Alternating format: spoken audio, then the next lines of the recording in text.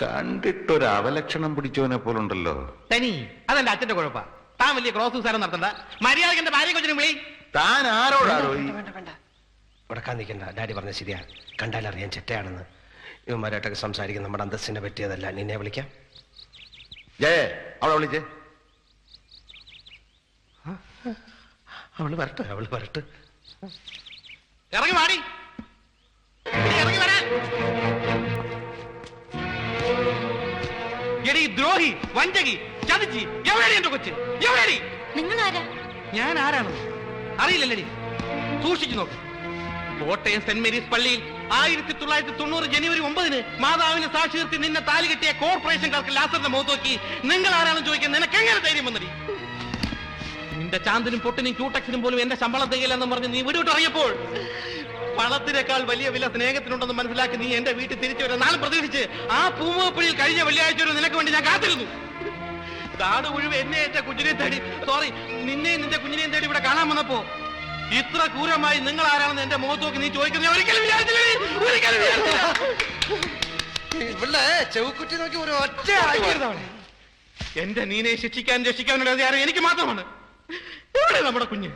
ഒന്ന് കാണാനാണ് ഞാൻ ഓടി വന്നത്. Please please. എനിക്ക് ഇയാളെ അറിയാം. കോളേജിൽ വെച്ച് അന്ന് ഇയാളുടെ പേര് മണികണ്ഠൻ എന്നായിരുന്നു അല്ലേ? അതെ. അതിനുശേഷം നിന്നെ കല്യാണം കഴിക്കാൻ വേണ്ടിയല്ലേ ഞാൻ ജാതി മറി ലാസറായത്. വേറെ നല്ല പേരൊന്നും കിട്ടിയില്ലേ മോനെ? അയ്യോ, എല്ലാം കള്ളമാ. എനിക്ക് ഇങ്ങനെ ഒരു ഭർത്താവേ ഇല്ല. നീനാ ഇത്ര നീതി ആവരുത് നീ. നിങ്ങൾ കല്യാണം കഴിച്ചതിന് തെളിവ് വല്ലതും ഉണ്ടോ? ഉണ്ട്. മാരേജ് സർട്ടിഫിക്കറ്റ് ഉണ്ട്. ഞാൻ കാണിച്ചു തരാം. മതി. മാരേജ് സർട്ടിഫിക്കറ്റ് മതി. അതിൽ കൂടുതൽ തെളിവ് നമുക്ക് വേണ്ടല്ലോ.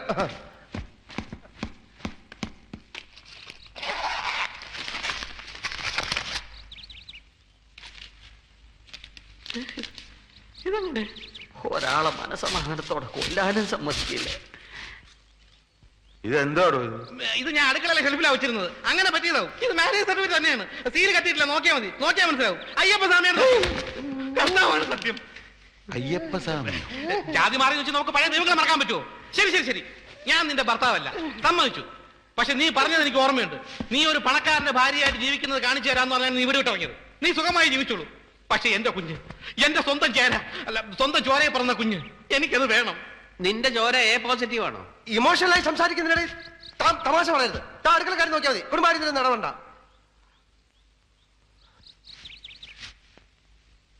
ശരി, കുഞ്ഞിനെ ഞാൻ തരാം. നിങ്ങൾ കുറെ നേരമായി കുഞ്ഞ് കൊച്ചെന്നൊക്കെ പറയുന്നുണ്ടല്ലോ. എന്താ കുഞ്ഞിന്റെ പേര്?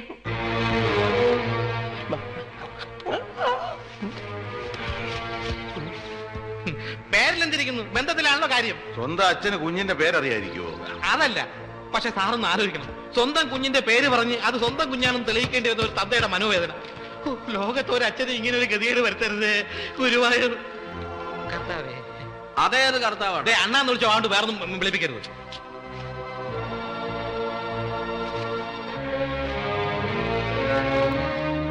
അപ്പൊ പേര് പറഞ്ഞ കുഞ്ഞിന്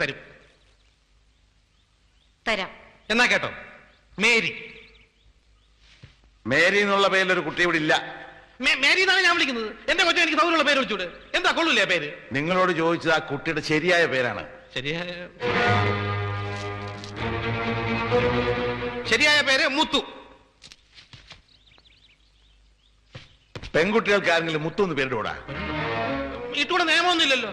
എന്റെ അമ്മയുടെ പേര് പീതാംബരൻ എന്നായിരുന്നു. നിന്നെ കണ്ടപ്പോഴേ എനിക്ക് തോന്നി നേരെ ചുവയുള്ള തന്തയ്ക്കും തള്ളയ്ക്കും ജനിച്ചല്ലെന്ന്. എനിക്കറിയാം. ഇവന്റെ അച്ഛന്റെ പേര് ഭവാനിയമ്മ എന്നാ അല്ലേ? മനുഷ്യ ഇവിടെ തീർന്നു നിൽക്കുമ്പോ കളിയാക്കല്ലേ. കുഞ്ഞിന്റെ പേരപ്പ തനിക്ക് അറിയില്ല.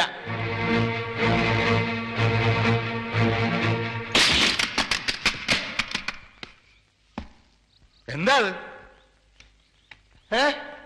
പിള്ളേർ ആവശ്യമില്ലാത്ത ഓരോ സാധനം ഓരോ സ്ഥലത്ത് കൊണ്ടുവയ്ക്കും. ഇവന്റെ വായിക്കാത്ത കയറിയിരുന്ന് വിടുവിച്ചാലേ ശരിയാവും. ജയ, പോലീസ് സ്റ്റേഷനിലേക്ക് ഒന്ന് ഫോൺ ചെയ്തിട്ട് എസ്.ഐ.യോടിക്ക് വരാൻ പറ. ഇവനെ ഞാനിന്ന് ശരിയാക്കും. വേണ്ട ഡാഡി, ഇവനെ ഞാൻ ഹാൻഡിൽ ചെയ്യാം. സത്യം പറയണം. കുഞ്ഞിന്റെ പേര് നിനക്കറിയാം? കുഞ്ഞിന്റെ പേര് പറഞ്ഞാൽ കുഞ്ഞിനെ തള്ളാൻ നിനക്ക് വിട്ടുതരാം. പറയടാ കുഞ്ഞിന്റെ പേര്. മല മല മല. കുഞ്ഞിന്റെ പേര് മല. മലയോ? പോലീസിനെ വിളി. മലയല്ലടാ, കുന്ന്. കുന്ന് നിന്റെ അമ്മയുടെ 16 അടി നടന്നില്ലേ? ആ കുന്ന്. കഴുത, മഴ കഴുത. അത്ര വലിയ വായൊന്നും അടിക്കണ്ട. പറഞ്ഞപ്പോ മുഴുവൻ പറയണമായിരുന്നു. എന്ത് പറയണം? ആര് പറയണം? നീ പറയണമായിരുന്നു. കൊച്ചിന്റെ തന്തയായിട്ട് പിന്നെ നീയല്ലേ പറഞ്ഞത്. അപ്പൊ കൊച്ചിന്റെ പേരും പറയണമായിരുന്നു. പച്ച കള്ളാടി ഞാൻ ഇവരെ കണ്ടിട്ട് പോലുമില്ല. ഓ അങ്ങനെ എന്നെ മാത്രം കള്ളനാക്കിയിട്ട് നീ രക്ഷപ്പെടാൻ ശ്രമിക്കണ്ട. എടാ ഈ പെണ്ണിന്റെ ഭർത്താവായിട്ട് അഭിനയിക്കാൻ 50,000 തരാൻ നീ ടെലഗ്രാം ചെയ്തിട്ടാ ഞാൻ വന്നത്. ഡാഡി 5 വർഷം ഞാൻ ചെറുക്കൻ അടിച്ചിട്ട് 5 വർഷം മുമ്പ് നീ ആർക്കടിച്ച്? നിന്റെ അച്ഛൻ ചെത്തപ്പോ കൺഗ്രാജുലേഷൻ ചെറുക്കൻ അടിച്ചടാ. ഇറങ്ങടാ വെളിയിൽ, ബ്ലഡി ഫ്രാഡ്.